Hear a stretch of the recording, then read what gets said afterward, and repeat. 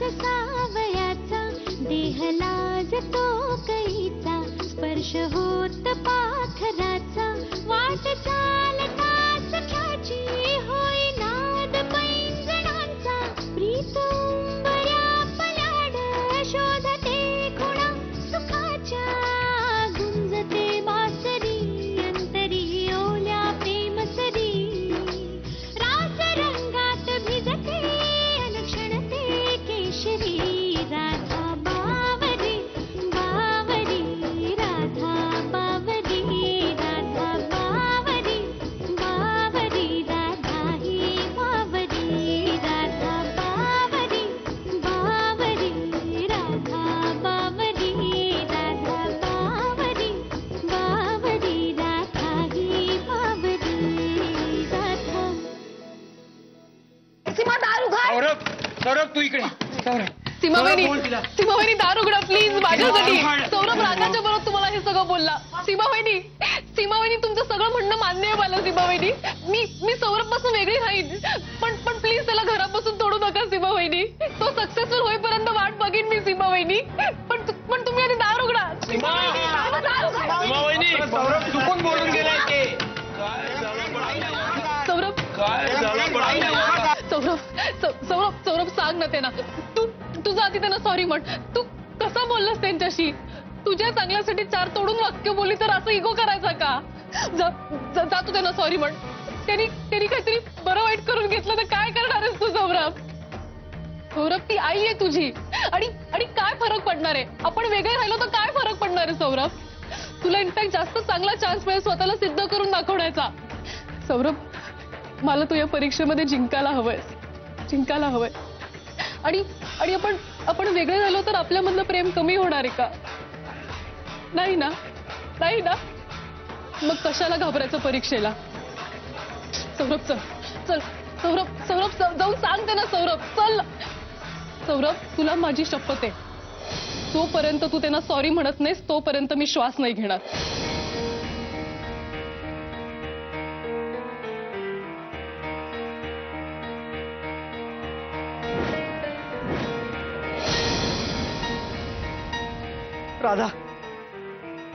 Radha please यार.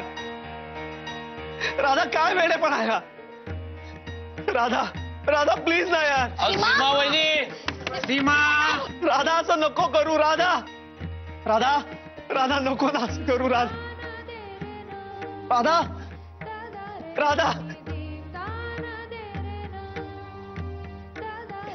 सीमा माझा चुकला पाहिजे. सीमावहिनी दार उघड. माझ्या राधाने तुझ्या पायी श्वास कोंडला. सीमावहिनी दार उघड. सीमावहिनी. सीमा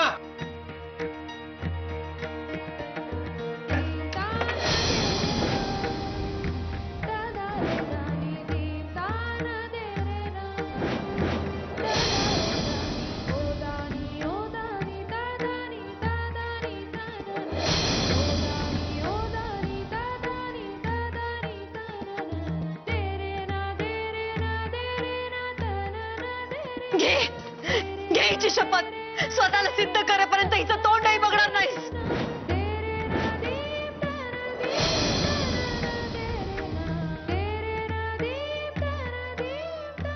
काय वेडेपण आहे हा. राधा अगं सीमावहिनी बघ ना. सीमावहिनी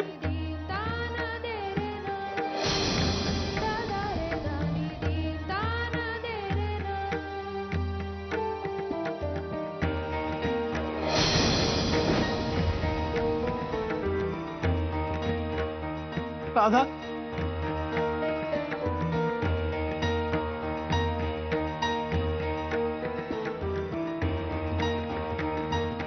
घेतो शपथ.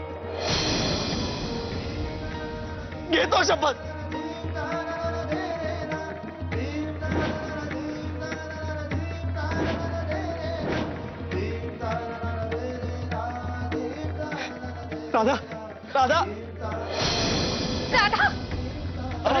काय झालं. अरे यश काय झालं. राधा काय झालं. पडली की काय झालं. पाणी घेऊन. राधा काय गडबड अरे काय गडबड असं का जाते झालं आणि काय झालं बघ राधा आणि पाणी आण लवकर लवकर घेऊन ये रंजे राधा अरे पाणी घेऊन ये ए राधा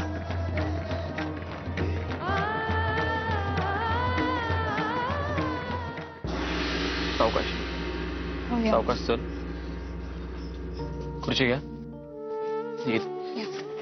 बस हळू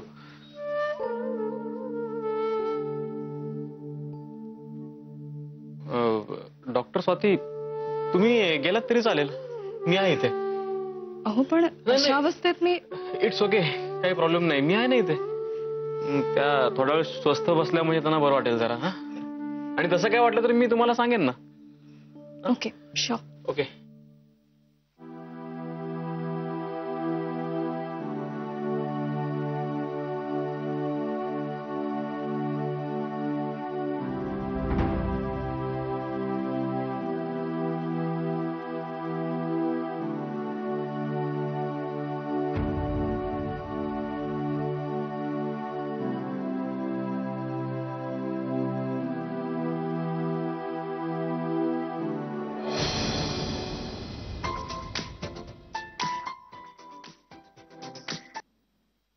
अवल्या हा सौरभ अवल्या कशी आहे राधा हाय आता जरा बरी आहे पण थोडीशी ग्लॅनीमध्ये रे पण पण सई मॅम आहेत ना तिथे झोपवलं का तिला नाही नाही हे बघ सौरभ सई मॅमच्या घरी नाही येतो आम्ही मी तिला हॉस्पिटलमध्ये घेऊन आलोय राधाच्याच हा अरे काय डॉक्टर सई प्रधान गेल्यात पुण्याला त्यामुळे मला तिला अशा अवस्थेमध्ये घरी एकटीला सोडणं बरोबर नाही वाटलं आणि काय तिच्याकडे लक्ष देण्यासाठी इथे त्या डॉक्टर स्वाती आहेत फर्नांडिस आहेत सो मी तिला इथे घेऊन आलोय अवल्या थँक्स यार अगदी योग्य केलंस तू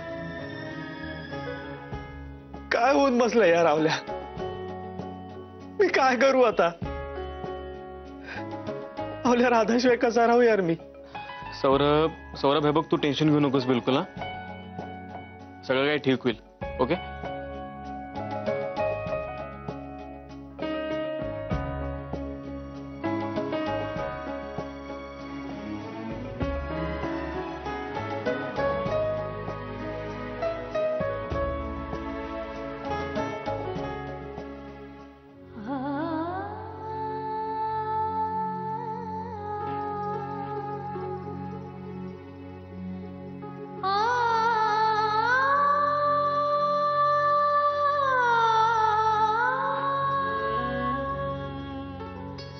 मॅम तुम्ही कशाला उठताय बसा तुम्ही तुमची तब्येत मी ठीक आहे मी हॉस्पिटल मध्ये अवली आहे ना सौरभ सरांचा मित्र तो तुम्हाला इथे घेऊन आला होता पण मॅम तुम्ही बसा ना प्लीज मी कॉफी घेऊन येते नाही स्वाती इट्स ओके आपल्याला राऊंड मारायला हवी मॅम तुमची तब्येत ठीक नाही आणि कशाला तुम्ही स्वाती मी आहे ना स्वाती काम महत्वाचं आहे आपण राऊंड घेऊया तू हो पुढे मी आलेच ओके मॅम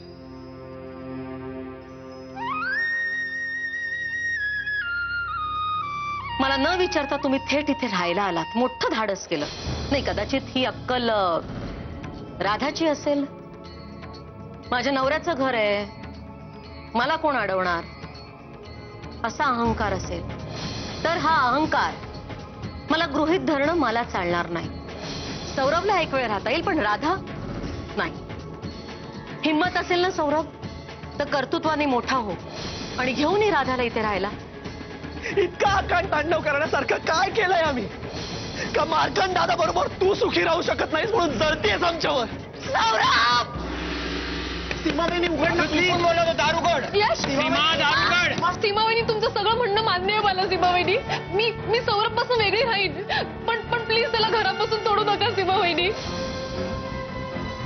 सौरभ तुला माझी शपथ आहे जोपर्यंत तू त्यांना सॉरी म्हणत नाहीस तोपर्यंत मी श्वास नाही घेणार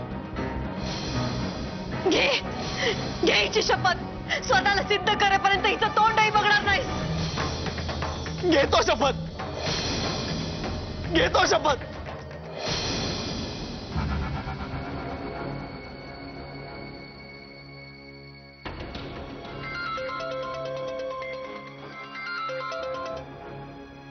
हॅलो राधा घारोड ना हा बोल तुमच्या आजूबाजूला कोणी नाहीये ना? नाही नाही, कोणी नाहीये. तुझं नाव पाहिल्यावर लगेच मी साईडला चालू. कशी आहेस पोरी?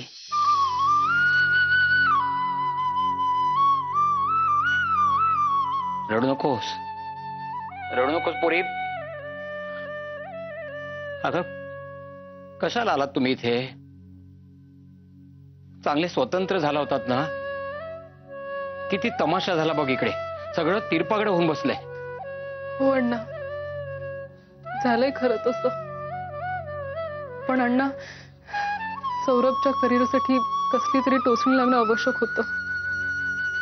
आम्ही एकत्र राहिलो असतो तर मान्य आहे मला की सीमा वहिनीने खूप टोकाची भूमिका घेतली, पण त्यातनं त्याचं हितच होणार आहे.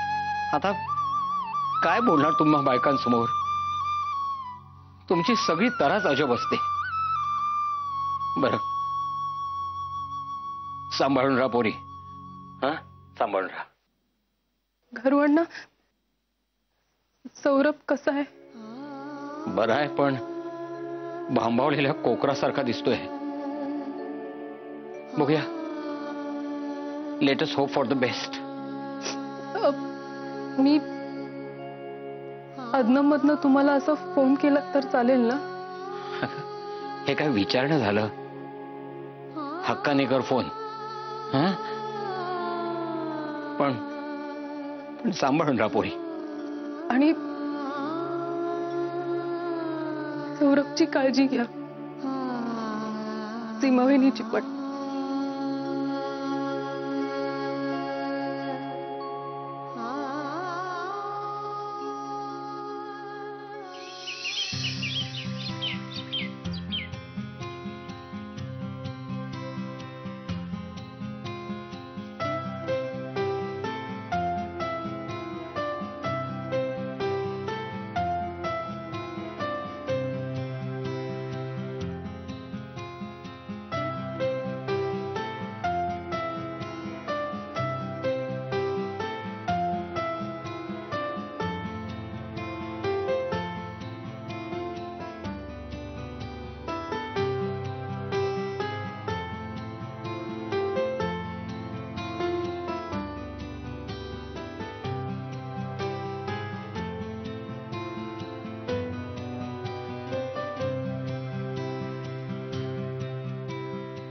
घे. नाही नको. घे रे, जरा डोका नॉर्मलला येईल. घे.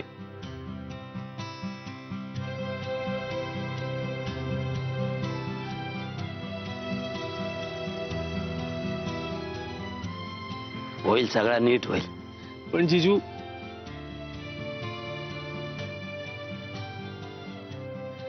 आठव येते राधाची? येणारच रे. हीच तर परीक्षा आहे सौरभ, हीच परीक्षा आहे. तू घे चॅलेंज सीमा वहिनीचा. हे बघ, माझा ऐक. लक्षात ठेव, माणसानं वाईट परिस्थितीत सुद्धा ना आपला धीर कधी सोडायचा नाही. हा, आणि प्रत्येक गोष्टीमध्ये चांगला शोधायचा, आपला चांगला दृष्टिकोन सोडायचा नाही. सीमा वहिनी जरा अतिच करते. दादा तिला हिटलर बोलतात ते काही चुकीचं नाही. आता पण तिनं तेच केला. काय मनात येईल ते बोलली. पण मी म्हणतो, काय वाईट झाला? वाईट काय झाला? आपला चांगलाच होणार ना. आपण व्हायचा मोठा, घ्यायचा चॅलेंज. बघ काय बोलते काय ती. आणि एक गोष्ट लक्षात ठेव राजा, तू आमच्या बरोबर आहेस, तुझ्या घरात आहेस, सगळ्यांबरोबर आहेस. हा, तुझ्याबरोबर आय माय यशवंत ढगे आहे, आपला फुल सपोर्ट आहे तुला. टेन्शन नाही घ्यायचं. एक गोष्ट लक्षात ठेव, तू तुझ्या लोकांमध्ये आहेस, आपापल्या घरात आहेस. पण जरा विचार कर, तिकडे राधा एकटीच आहे रे. कोण आहे तिच्या बरोबर? सीमा, तुझं हे वागणं तुझ्या मूळ स्वभावाशी, आतापर्यंत ज्या पद्धतीने तू हे घर सांभाळलंस त्या पद्धतीशी विसंगत आहे असं नाही तुला वाटत? नाही अण्णा, आजही मी जे काही करते ते घर सांभाळण्यासाठीच. पण हे सगळं अति होतंय सीमा. किती टोकाची वागलीस तू. इलाज नव्हता, गरजेचं होतं ते. नाठाळ घोड्यांना वटणीवर आणण्यासाठी लगाम हा खेचावाच लागतो आणि चाबूकही फडकवावा लागतो. हो, पण कधी कधी नाठाळ घोडं वटणीवर येण्याच्या ऐवजी आणखीनच उधळण्याची आणि जायबंदी होण्याची शक्यता असते. सीमा, तू फारच टोकाला जातेस आणि अगदीच अतर्किक वागतेस. सॉरी घरवण्णा, पण दादांच्या वेळेसही तुम्हाला असंच वाटलं होतं. पण त्यांचं सगळं व्यवस्थित आहे आता. हे बघा, सौरभही येईल वटणीवर बरोबर. पण राधा बरोबर राहून तो कधीही सुधारला नसता.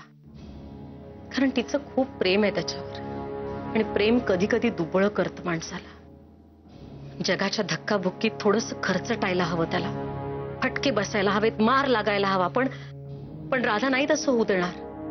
ती प्रोटेक्ट करेल त्याला. आणि म्हणूनच अण्णा मी त्या दोघांना दूर केलं. कारण सौरभला धक्के खाल्ल्याशिवाय शहाणपण येणार नाहीये. कम्प्युटर ग्राफिक्स करत होता, ते अर्धवट सोडलं. आता काय तर म्हणे जिम इन्स्ट्रक्टरचा जॉब करत होता. काय अर्थ आहे का त्याला? तो कधीतरी राधाची बरोबरी करू शकेल, तिची लेवल गाठू शकेल? नाही अण्णा, नाही. मी जे केलंय तेच बरोबर आहे.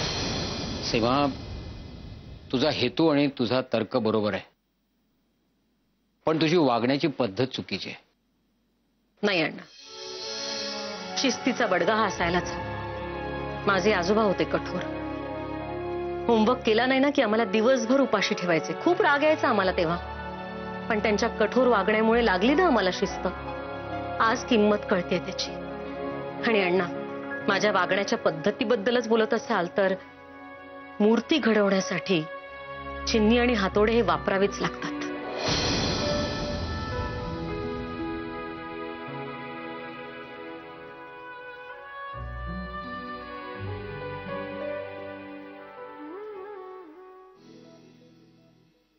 रंजू, रव्याची खीर केली कुहूसाठी.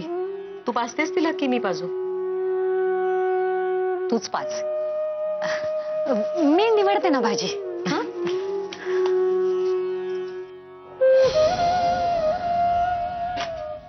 कधी कधी ना मला तुझं काही कळतच नाही.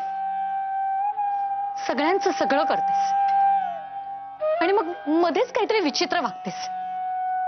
कशाचा ना कशाला ताळमेळच नसतो. तुझा रागही येतो आणि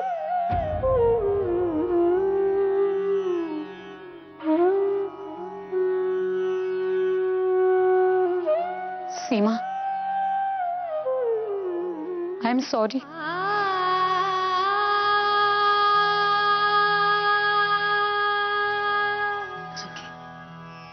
इट्स रिअली ओके. मला नाही राग येत कोणाचा.